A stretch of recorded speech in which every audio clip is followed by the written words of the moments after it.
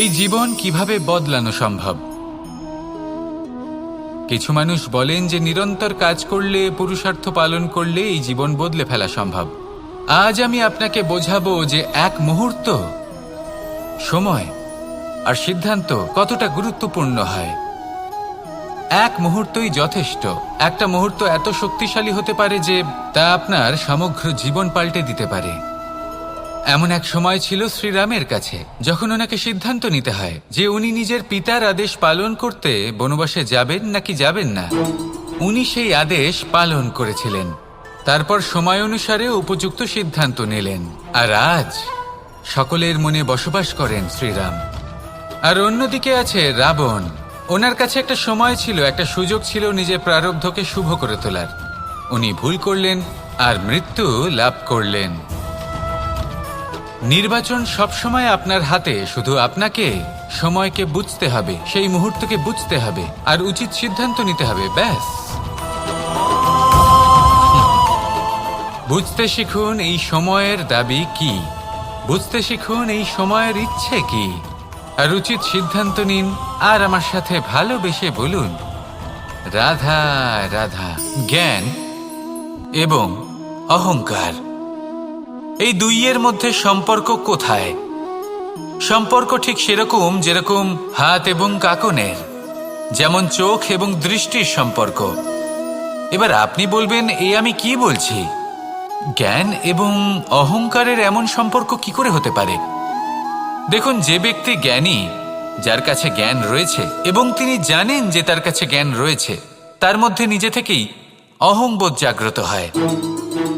খুব কম সংখ্যক এমন জ্ঞানী ব্যক্তি আছেন যারা নিজেদের অহংকারের বিষয়ে আঁচ করতে পারেন। প্রকৃত জ্ঞানী হলেন তিনি, যিনি নিজের জ্ঞানের সদ্ব্যবহার করে অহংকারকে দূর করেন। উচিত সময়ে বুঝে যান, নিজের অন্তর যাচাই করে এই বিষয়টা দেখেন যে তার অন্তরে অহংবোধ জাগ্রত হচ্ছে এবং নিজেকে সেখানেই থামিয়ে দেন, যাতে অহংকারের পথে তিনি অগ্রসর না হয়ে যান। এই অহংকার কখন উচিত, কখন অনুচিত, কখন প্রয়োগ করা উচিত, উচিত নয়, কখন বাধা দেওয়া উচিত, এটা শেখা অত্যন্ত প্রয়োজনীয়। আর যদি এটা আপনি শিখতে পারেন, তাহলে আপনি একজন জ্ঞানীও হয়ে উঠবেন এবং সুখীও থাকবেন। তাই মনে রাখবেন, এই জ্ঞান নিয়ে কখনোই অহংকার করবেন না, বরং সবসময় নিজের অহংবোধের বিষয়ে প্রকৃত ধারণা রাখবেন। আসুন আমার সাথে ভালোবেসে বলুন, রাধা রাধা। আমাদের জীবনে 7 ধরনের সুখ আছে, আর সেগুলো লাভ করার জন্য আমরা অত্যন্ত প্রচেষ্টা করি। কিন্তু কোনো প্রচেষ্টা করার পূর্বে তা কিভাবে করব সেটা বোঝা খুব প্রয়োজন, আর সেখানেই আমরা ভুল করে থাকি। যে কাজটা আমাদের পরে করা উচিত, সেটাই আমরা আগে করে বসি। আপনাকে স্পষ্ট করে বোঝাই, প্রত্যেক সুখের সাথে 2টি ক্রিয়া জড়িত থাকে। এবার যখন আমরা ধনের কথা বলি, তখনও 2টি ক্রিয়া জুড়ে থাকে। প্রথম ক্রিয়া হলো ধন অর্জন করা, দ্বিতীয় ক্রিয়া হলো ধনের ব্যবহার করা। আর জীবনে ধনের ব্যবহার করার পূর্বে ধন কিভাবে অর্জন করতে হয় তা শেখা অত্যন্ত প্রয়োজনীয়। আমরা মন্দিরে যাই, ভগবানের আরাধনা করি, তার জন্য পুজো করি, ওনাকে প্রসন্ন করতে চাই, কিন্তু তার আগে ভগবানের ওপর আস্থা রাখা প্রয়োজনীয়। যদি আপনার অটল বিশ্বাস থাকে, তবেই আপনি প্রকৃত ভক্ত হয়ে উঠতে পারবেন। এবার যদি আপনি বক্তা হয়ে থাকেন, শ্রেষ্ঠ বক্তা হতে চান, এই সংসারের সামনে নিজের বক্তব্য রাখতে চান, তাহলে কথা বলার পূর্বে কথা শুনতে শিখুন, তবেই আপনি একজন শ্রেষ্ঠ বক্তা হয়ে উঠতে পারবেন। জীবনে সম্পর্ক স্থাপন করার আগে সম্পর্ক বজায় রাখতে শিখুন, তবেই আপনি একজন প্রকৃত সাথী হয়ে উঠবেন। জীবনে পরাজয় মানার পূর্বে বিজয়ী হওয়ার চেষ্টা কিভাবে করতে হয় সেটা শিখুন, তবেই আপনি একজন নিপুণ ব্যক্তি হয়ে উঠবেন। অন্তিম এবং সবথেকে গুরুত্বপূর্ণ কথা, জীবনে ভালোবাসা লাভ করার পূর্বে ভালোবাসা প্রদান করতে শিখুন, তবেই আপনি একজন প্রকৃত প্রেমী হয়ে উঠবেন। আসুন আমার সাথে ভালোবেসে বলুন, রাধা রাধা। এই সংসারের সবথেকে বড় যুদ্ধ কোনটা? দেব অসুরের যুদ্ধ, যা অনেক বছর ধরে চলেছিল, নাকি রাম রাবণের যুদ্ধ, নাকি মহাভারত? না, সংসারের সব থেকে বড় যুদ্ধ হলো সেইটা যা নিজের সাথে লড়া হয়, নিজের মনের সাথে লড়া হয়, নিজের অন্তরের সাথে লড়া হয়। এটাই সব থেকে বড় যুদ্ধ। এবার নিজেই দেখুন আপনার সব থেকে বড় শত্রুকে। আপনার স্বার্থ, আপনার কামনাগুলি, আপনার অহংকারগুলি, যা আপনাকেই নষ্ট করে দেয়। যদি এদের ওপর আপনি বিজয় লাভ করতে পারেন, তাহলে ধরে নিন এই সংসারে সবার উপরে আপনি বিজয় লাভ করতে পারবেন। এই সংসারে কেউ আপনাকে পরাজিত করতে পারবে না। কিন্তু তার জন্য প্রয়োজন অনুভূতির। অনুভূতি ভালোবাসার, অনুভূতি অনুপ্রেরণার। যে ব্যক্তি ভালোবাসতে পারেন এবং প্রেরণা দিতে পারেন, তিনি চিরকাল জয় লাভ করতে পারেন। নিজের কাছে ভালোবাসার এক অস্ত্র রাখুন আর প্রেরণার এক ঢাল। জীবনে কেউ আপনাকে পরাজিত করতে পারবে না। আসুন আর আমার সাথে ভালোবেসে বলুন, রাধা রাধা। সৌন্দর্য। মানুষ নিজের সৌন্দর্যের বিষয়ে কতটা ভাবে, চায় যে সে সব থেকে বেশি রূপবান হবে, সব থেকে বেশি সুন্দর হবে। কিন্তু সৌন্দর্যের পরিভাষা কি তা কি সে জানে? কোনো মাকে জিজ্ঞেস করুন, ওনার জন্য সৌন্দর্যের পরিভাষা ওনার সন্তান। কোনো ভক্তকে জিজ্ঞেস করুন, ওনার জন্য সৌন্দর্যের পরিভাষা ওনার ভগবান। শ্রীরামকে জিজ্ঞেস করুন, ওনার জন্য সৌন্দর্যের পরিভাষা হলো হনুমান। ভাঙা হানু, ফুলে যাওয়া মুখ, দেখতে গেলে উনি বানর, লম্বা লেজ, এত নিরীহ যে ওনাকে অমূল্য মালা দিলে সেটা ছিঁড়ে তার ভেতরে শ্রীরামকে খুঁজছিলেন। কিন্তু ওনার ভাবনা কত সুন্দর। উনি এটা বিশ্বাস করেন যে সংসারের যতই মূল্যবান জিনিস দিয়ে এই মালা তৈরি করা হোক না কেন, যদি এর মধ্যে শ্রীরাম না থাকেন তাহলে এর মধ্যে কোনো অর্থ নেই। সৌন্দর্য রূপে নয়, ভাবনায় নিহিত থাকে। যদি আপনি সৌন্দর্য প্রাপ্ত করতে চান তাহলে তা কর্মে নিয়ে আসুন, ভাবনায় এবং বিচারে নিয়ে আসুন। এই সৌন্দর্য আপনার সাথেই থাকবে। যদি আপনি সৌন্দর্যকে রূপের মধ্যে খোঁজেন তাহলে কিছুক্ষণের জন্য পাবেন, সেই সৌন্দর্য সময়ের সাথে হারিয়ে যাবে। সৌন্দর্য যদি পেতে চান, খুঁজতেই চান, তাহলে হৃদয় খুঁজুন, কর্মে খুঁজুন। মন প্রসন্ন হয়ে বলবে, রাধা রাধা। এই সংসারে মানুষ জন্মগ্রহণ করেন, বড় হতে থাকেন, পুরুষার্থ লাভ করেন, অর্জন করেন। অর্জন করা আসলে কি? বেশিরভাগ মানুষ বলেন অর্জন করা অর্থাৎ ধন সম্পত্তি অর্জন করা। আর কি অর্জন করা যায়? আর কি লাভ করা যায়? আসল প্রশ্ন হলো এটাই যে কি এমন আছে যা বাস্তব রূপে অর্জন করার যোগ্য। তা হলো ব্যবহার, জ্ঞান এবং সন্তোষ। কেন? কারণ আপনি যখন এই সংসার ছেড়ে চলে যাবেন তখন আপনার ধন সম্পত্তি আপনাকে বিদায় জানাতে আসবে না। আপনাকে বিদায় জানাতে আসবে আপনার আপনজন, যাদের সাথে আপনার সুসম্পর্ক ছিল। সমগ্র সংসারে সহস্র মানুষ ধন অর্জন করে থাকেন। শ্রেষ্ঠ মানুষ হলেন তিনি যিনি ব্যবহার, জ্ঞান এবং সন্তোষ অর্জন করে থাকেন, একে সকলের মধ্যে বিতরণ করেন। তাই এটাই করুন আর আমার সাথে ভালোবেসে বলুন, রাধা রাধা। সেই কখন থেকে এই পুস্তকটিকে দেখছি, কিন্তু এর থেকে আমি কোনো জ্ঞান লাভ করতেই পারছি না। এবার আপনি বলবেন যে আজ কেমন বিচিত্র কথা বলছি আমি। যদি এই পুস্তক থেকে আমাকে জ্ঞান লাভ করতে হয় তাহলে শুধুই তাকিয়ে থাকলে হবে না। আমাকে এই পুস্তককে খুলতে হবে, পড়তে হবে, তাকে বুঝতে হবে, তবেই তো জ্ঞান প্রাপ্তি হবে।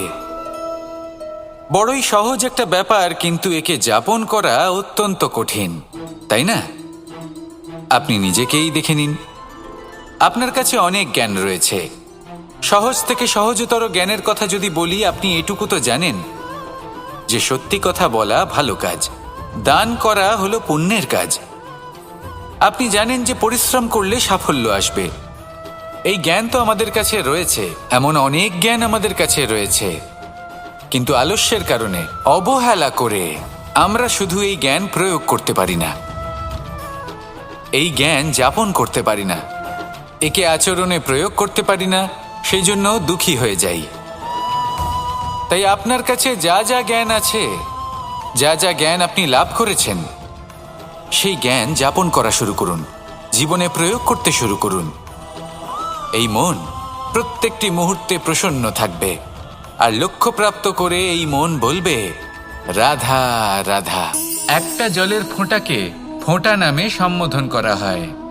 অনেক ফোঁটা একত্রিত হলে সাগরের রূপ ধারণ করে।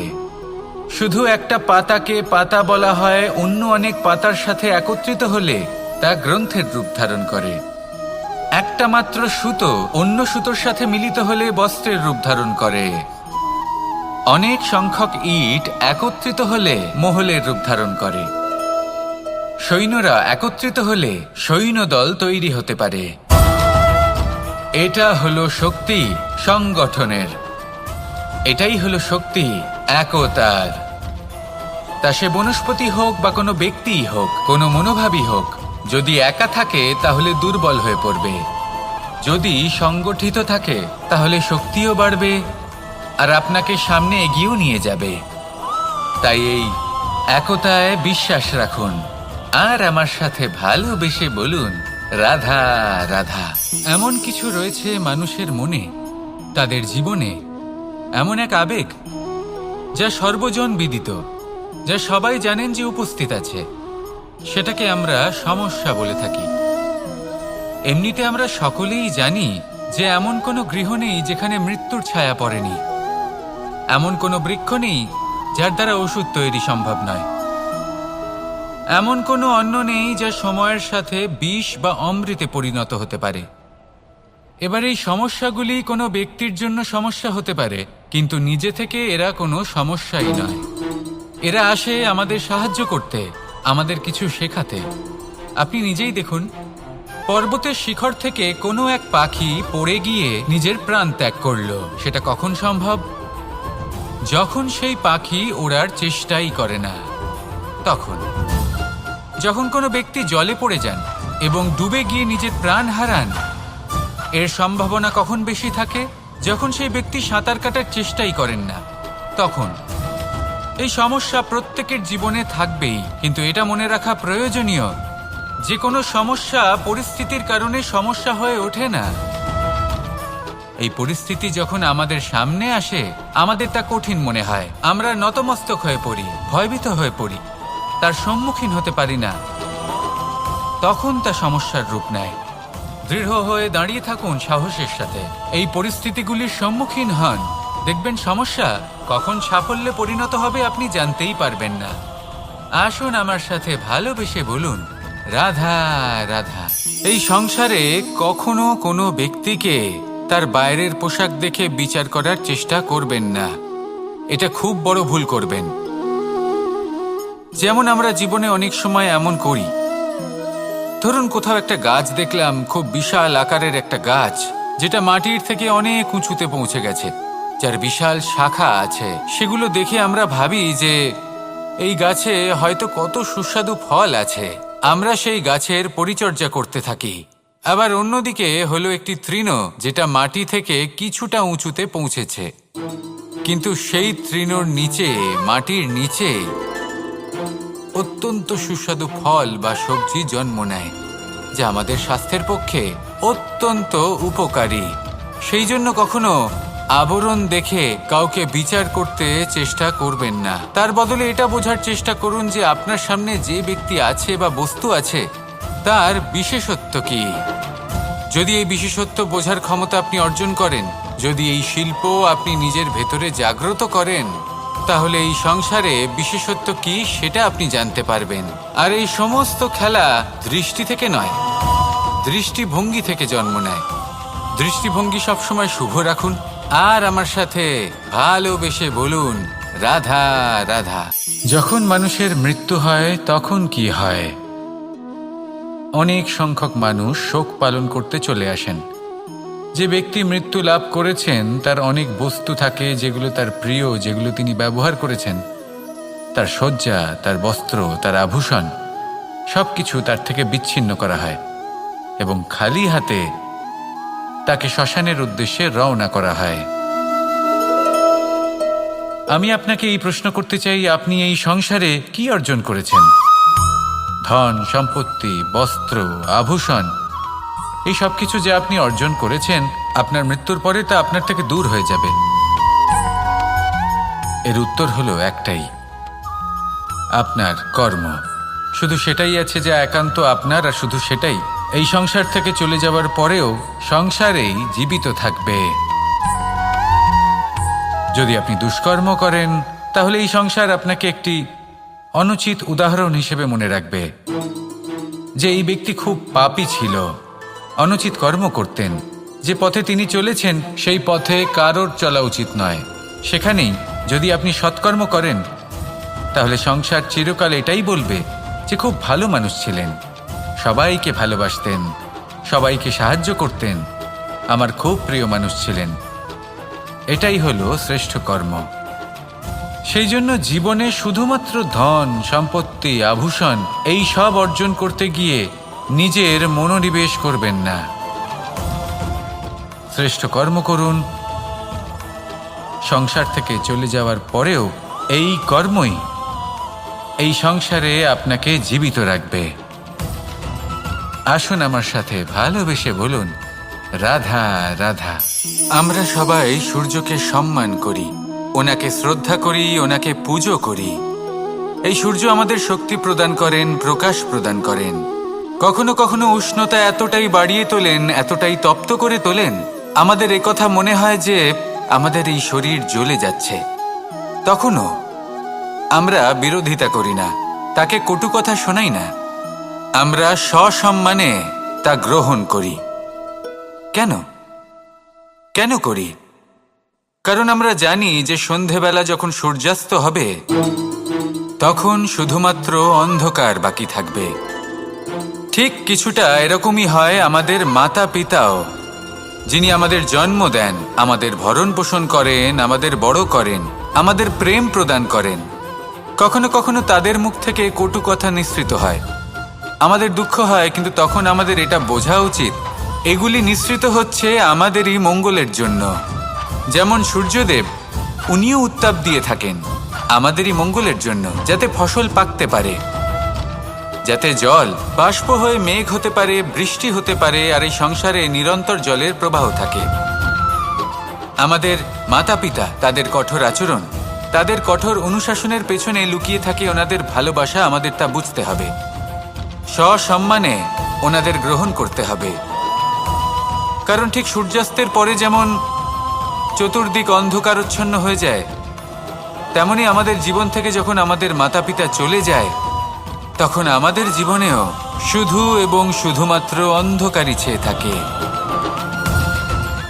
সেই জন্য নিজের মাতা পিতাকে সম্মান করুন, ওনাদের ভালোবাসা প্রদান করুন।